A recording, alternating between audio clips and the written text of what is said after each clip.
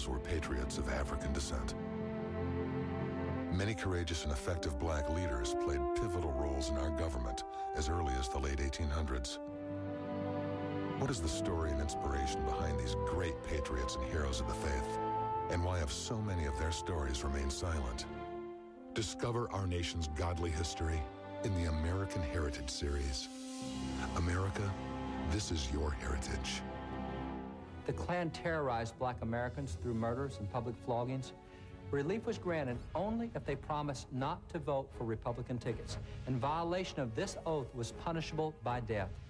And since the Klan was targeted against Republicans in general, it did not limit its violence simply to black Republicans.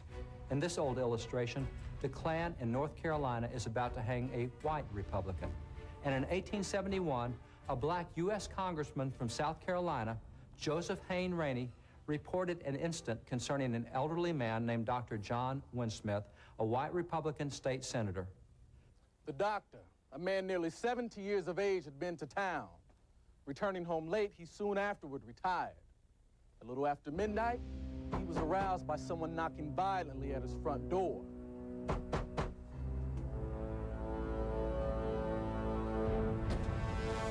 Get out of here! Got a gun!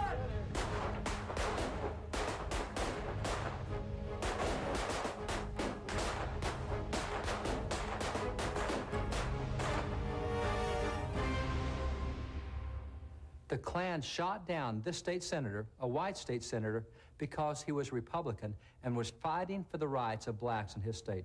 In that hail of bullets, Dr. Winsmith was hit 7 times. However, he survived the shooting and lived to testify before Congress about the attack made on him by the Klan. This is a Klan push card from 1868, about the size of a baseball card. It is entitled, Radical Members of the South Carolina Legislature. It shows 63 radicals. They were all Republicans. The Democrats called Republicans radicals because the Republican Party was biracial and allowed blacks to vote and participate in the political process, thus making them radical in the Democrats' eyes. Of the 63 radicals, or Republicans, in the South Carolina legislature, 50 were black and 13 were white. On the back of this card, all the names of the radical Republicans were listed.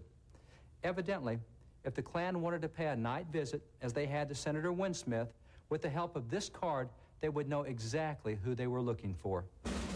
Well, we know the Klan is often associated with the lynchings, and you know, these are some of the most abominable pictures in history, but these are pictures of actual lynchings. 4,800 Americans were lynched. Now, out of the 4,800 that were lynched, 1,300 were white, 3,500 were black.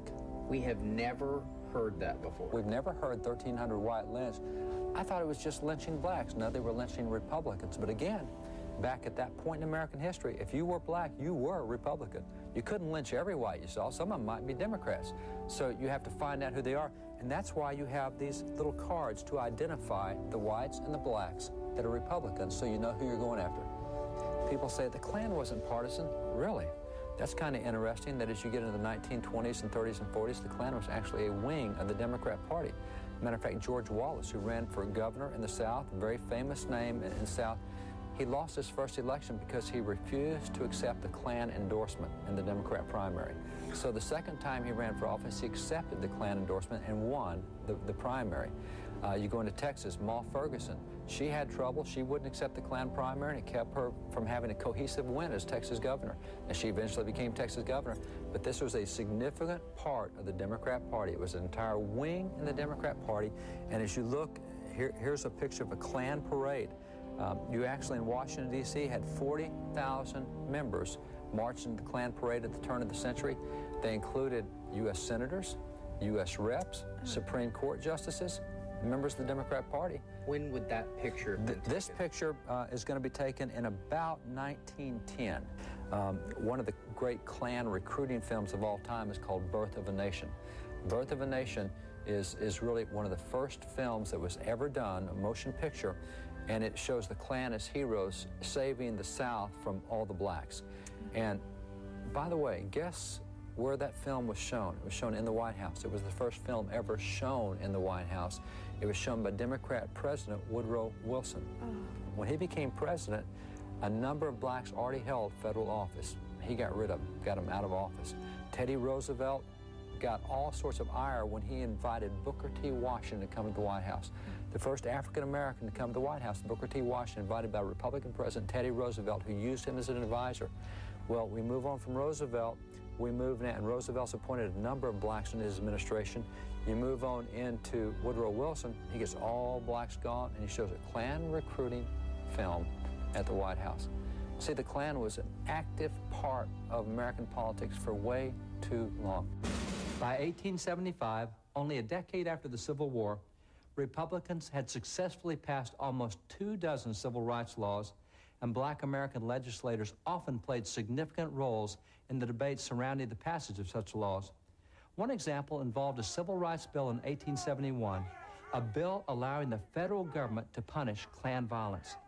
During the debates on that bill, Representative Joseph Hayne Rainey from South Carolina delivered a powerful speech during the debates on that bill, explaining why blacks were most often the targets of Klan violence.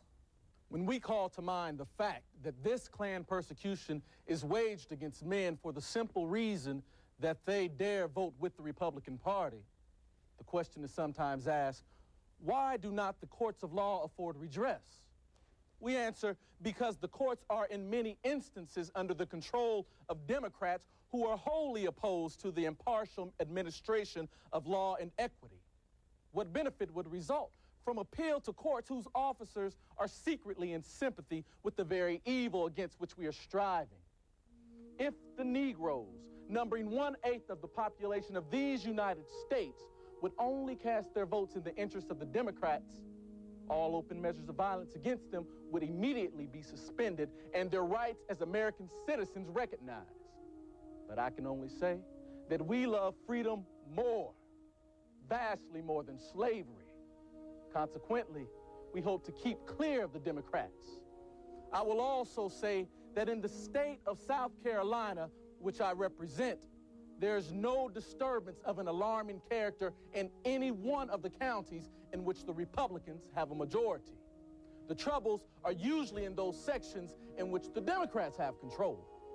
I say to the entire membership of the Democratic Party that upon your hands rests the blood of the loyal men of the South. Disclaim it as you will, but the stain is there to prove your criminality before man and God in the world in the day of retribution, which will surely come. I pity the man or party of men who would seek to ride into power over the dead body of a legitimate opponent. I can say for my people that we are fully determined to stand by the Republican Party and the government. We have resolved to be loyal and firm, and as Queen Esther said long ago, if we perish, we perish. I earnestly hope that this bill will pass.